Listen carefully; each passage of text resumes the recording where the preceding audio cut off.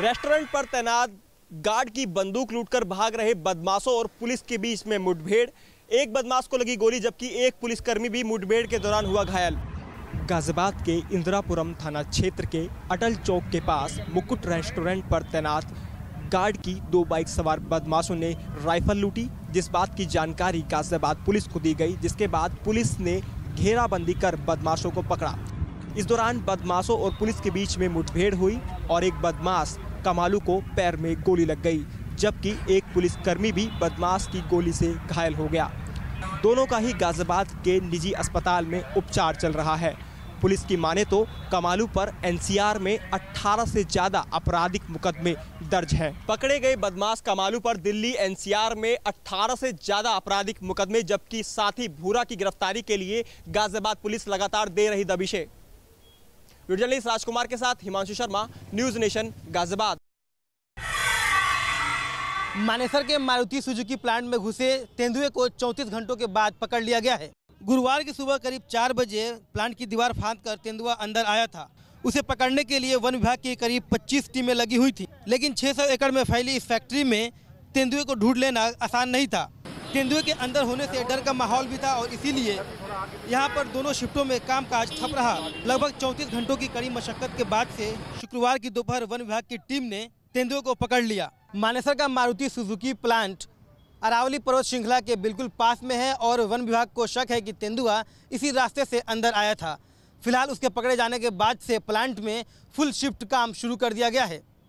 Video journalist Sumit Kumar के साथ Rizwan Arif, news nation, Manesar. Gurmeet Ram Rahim के खिलाफ हरियाणा पुलिस के हाथ एक अहम सबूत लगा है। पुलिस को राम रहीम से जुड़ी एक हार्ड डिस्क मिली है। इस हार्ड डिस्क में राम रहीम के खिलाफ सारे सबूतों का चिट्ठा है। पुलिस गुरुवार को हनीप्रीत को लेकर भटिंडा की नई बस्ती की गली नंबर 5 गई। वहां हनीप्रीत कई दिनों तक रुकी थी। पुलिस के मुताबिक हनीप्रीत ही डेरे का पूरा फाइनेंस देखती थी। पुलिस को वहां से एक हार्ड डिस्क भी मिली है, जिसमें गुरमीत राम रहीम की 700 करोड़ रुपए की संपत्ति की जानकारी मिली है। पुलिस ये हार्ड डिस्क जल्द ही प्रवर्तन निदेशालय को सौंपेगी। पुलिस के मुताबिक इस हार्ड डिस्क को जलाने की भी कोशिश की गई थी, लेकिन वक्त रहते इससे डेटा रिकवर कर लिया गया। इस हार्ड डिस्क में गुरमीत राम रहीम के हवाला कनेक्शन के भी सबूत हैं। इसके साथ ही कई बड़े लेन देनों की जानकारी भी मिली है। हार्ड डिस्क में दान में मिलने वाले पैसों के इस्तेमाल की भी जानकारी है, साथ ही हथियारों की लिस्ट भी है। इसके अलावा पुलिस जल्द ही डेरे से जुड़े 45 लोगों से भी पूछताछ करेगी। प्रवर्तन निदेशालय पहले से ही डेरे के खिलाफ प्राथमिक जांच का मामला दर्ज कर डेरे के सभी लेन देनों की जांच कर रहा है। ऐसे में इस हार्ड डिस्क के सामने आने के बाद राम रहीम के काले साम्राज्य से जुड़े सभी राज जल्द ही सामने आने की उम्मीद है।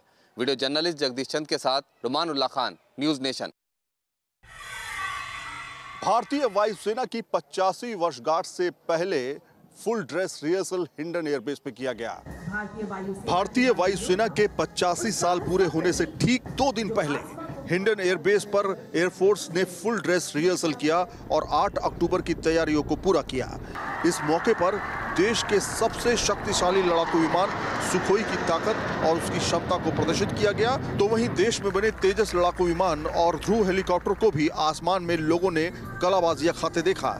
सबसे खास रहा ध्रुव हेलीकॉप्टर, जो दुश्मन के छक्के छुड़ा रहा है, तो वहीं तेजस कॉम्बैक्ट एयरक्राफ्ट की मारक क्षमता सटीक है।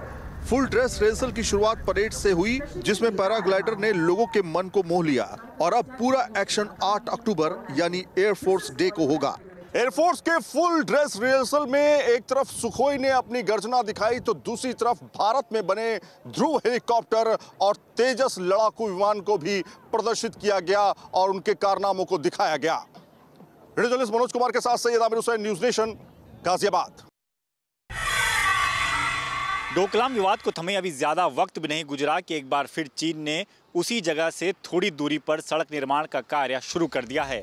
सूत्रों से मिली जानकारी के मुताबिक चीन ने डोकलाम में उस जगह के पास अपने करीब 500 सैनिकों की तैनाती कर रखी है, जहां 73 दिनों तक भारत और चीन की सेनाओं के बीच गतिरोध बना हुआ था।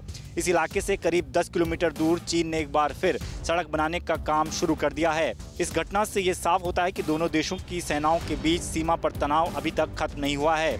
सूत्रों से मिली जानकारी के मुताबिक डोकलाम में चीन अपने सैनिकों की संख्या लगातार बढ़ाते जा रहा है, जिसकी वजह से स्थिति और भी ज्यादा बिगड़ सकती है। डोकलाम विवाद बढ़ा था तो चीनी राजदूत ने पुराने विवादों को भूल भारत की तरफ दोस्ती का कदम बढ़ाने की बात कही थी, लेकिन चीन की इस हरकत ने उसके मंसूबों को एक बार फिर से साफ कर दिया है। वीडियो जर्नलिस्ट राकेश रावत के साथ Deepak Singh Rawat, news nation, Delhi. Railway tender घोटाले पर लालू प्रसाद यादव के बेटे तेजस्वी यादव पर कसा शिकंजा, पूछताछ के लिए बुलाया गया सीबीआई हेडक्वार्टर। रेलवे टेंडर घोटाले मामले में जांच का सामना कर रहे बिहार के पूर्व उप मुख्यमंत्री तेजस्वी यादव सीबीआई हेडक्वार्टर पहुंचे। सीबीआई प्रश्नावली के साथ तेजस्वी के सामने है और तेजस्वी से एक एक करके सवाल पूछे जा रहे हैं। सीबीआई सूत्रों से मिली जानकारी के मुताबिक तेजस्वी से लंबी पूछताछ की जा सकती है। आरोप है कि साल 2006 में रेल मंत्री रहते हुए लालू ने बीएनआर रांची और बीएनआर पुरी को देखरेख का जिम्मा एक निजी फर्म सुजाता होटल को सौंपा और बदले में एक बेनामी कंपनी के जरिए 3 एकड़ की महंगी जमीन के रूप में दलाली ली। इससे पहले लालू प्रसाद यादव से 7 घंटे की पूछताछ हो चुकी है। आरजेडी का कहना है कि वो राजनीति के शिकार हो रहे हैं, लेकिन बीजेपी का मानना है कि ये कर्मों की सजा है। वीडियो जर्नलिस्ट अतुल राज के साथ Mohit Raj Dubey, news nation, Delhi. BHU में हुए हिंसक झड़प के मामले में महिला आयोग ने अपने प्रारंभिक जांच के दौरान पाया है कि इसके पीछे कुलपति जिम्मेदार हैं, क्योंकि समय रहते उन्होंने छात्राओं से मुलाकात नहीं की। इसके अलावा उन्होंने ये भी बताया कि वीसी को उन्होंने भी कांटेक्ट करने की कोशिश की, पर वीसी ने उनका फ़ोन नहीं उठाया और अब समन भेजकर वो कमीशन में कुलपति को बुलाएंगी और ये जानने का प्रयास करेंगी कि आखिर क्या कारण था कि लड़कियों से मिलने वो नहीं गए। महिला आयोग ने अपनी जांच में ये भी पाया है कि आंदोलन के दौरान बाहरी छात्र भी उसमें शामिल हुए। इसमें कई यूनिवर्सिटी के छात्र थे और दिल्ली से भी कई छात्रों को बुलाया गया था, जो लड़कियों के इस प्रदर्शन को हाईजैक कर लिए और बाद में हिंसक झड़पें भी हुई।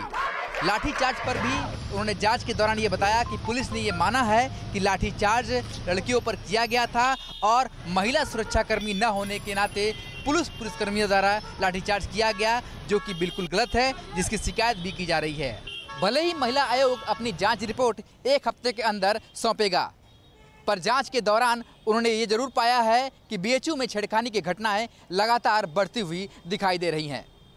वीडियो जर्नलिस्ट विपिन सिंह के साथ सुशांत मुखर्जी, न्यूज़ नेशन, वाराणसी।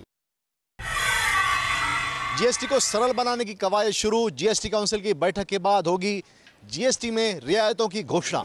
केंद्रीय वित्त मंत्री अरुण जेटली की अध्यक्षता में जीएसटी काउंसिल की 22वीं बैठक शुरू हो गई है। इस बैठक में 5 बड़े मुद्दों पर फैसले लिए जा सकते हैं। सरकार मौजूदा सिस्टम की जगह तिमाही आधार पर रिटर्न फाइलिंग की सुविधा दे सकती है। केंद्रीय और राज्य के वित्त मंत्रियों का दल वर्चुअल करेंसी या ई वॉलेट के माध्यम से इलेक्ट्रॉनिक भुगतान की सुविधा उपलब्ध करा सकता है, ताकि व्यापारियों की तकलीफों को कम किया जा सके। इन प्रमुख मुद्दों के साथ कंपोजिशन स्कीम और रिट्रोस्पेक्टिव इंक्वायरी पर छूट के मुद्दे पर भी अहम फैसला लिया जा सकता है। छोटे और मध्यम वर्ग के व्यापारी बीजेपी के वोट बैंक का हिस्सा है। जीएसटी के शुरुआती दिक्कतों का इन्हीं व्यापारियों को सबसे ज्यादा सामना करना पड़ा है। इन्हीं व्यापारियों के दबाव के कारण जीएसटी में सुधार लाने का कदम सरकार को उठाना पड़ा है। वीडियो जर्नलिस्ट राजेश मालकर के साथ सुभाष शिर्के, न्यूज़ नेशन, मुंबई। अभिनेता शाहरुख खान की ऑफिस में चला बीएमसी का हथौड़ा। ऑफिस में मौजूद इलीगल कैंटीन के खिलाफ बीएमसी ने की तोड़क कार्रवाई। एक शिकायत मिलने के बाद बीएमसी ने गोरेगांव स्थित शाहरुख खान के प्रोडक्शन हाउस रेड चिलीज की 2000 स्क्वायर फुट में बनी कैंटीन को तोड़ दिया। ये कैंटीन किंग खान के ऑफिस के स्टाफ के लिए अवैध तरीके से तैयार की गई थी। हालांकि शाहरुख की टीम ने यह कहकर पल्ला झाड़ लिया कि वो इस प्रॉपर्टी में किराए पर है। आपको बता दें कि शाहरुख की जिस ऑफिस बिल्डिंग में ये कार्रवाई हुई है, यहाँ रेड चिलीज का वीएफएक्स डिपार्टमेंट का काम होता है। ऐसा पहली बार नहीं हुआ है जब बीएमसी ने शाहरुख खान के खिलाफ कोई कार्रवाई की हो। इससे पहले भी शाहरुख खान के घर मन्नत के बगल में उन्होंने अपनी वैनिटी वैन को खड़ी करने के लिए एक रैंप बनाया था, जिसे इलीगल मानते हुए बीएमसी ने तोड़कर हटा दिया। वीडियो जर्नलिस्ट सिद्धेश वासगे के साथ पंकज मिश्रा, न्यूज़ नेशन, मुंबई। हिंदुस्तान की सरजमी पर आज से शुरू हो रहा है फुटबॉल का Mahakumbh FIFA under 17 world cup. प्रधानमंत्री नरेंद्र मोदी आज आयोजन का उद्घाटन करेंगे। फीफा अंडर 17 वर्ल्ड कप आज से शुरू हो रहा है। इसका उद्घाटन आज खुद प्रधानमंत्री नरेंद्र मोदी करने जा रहे हैं। फीफा अंडर 17 की शुरुआत आज भारत और अमेरिका की भिड़ंत के साथ होगी। फीफा वर्ल्ड कप का आयोजन पहली बार भारत में हो रहा है। वर्ल्ड कप 6 से 8 अक्टूबर तक खेला जाएगा। इसमें दुनिया भर की 24 टीमें हिस्सा ले रही हैं। मेजबान होने के नाते भारत को इसमें हिस्सा लेने का मौका मिल रहा है। क्रिकेट के दीवाने इस देश में फुटबॉल का पहली बार इतना बड़ा आयोजन हो रहा है और इस आयोजन के लिए फैंस की दीवानगी भी देखने को मिल रही है। वीडियो जर्नलिस्ट सुमित्रो घोष के साथ सूरज अरोड़ा, न्यूज नेशन, दिल्ली।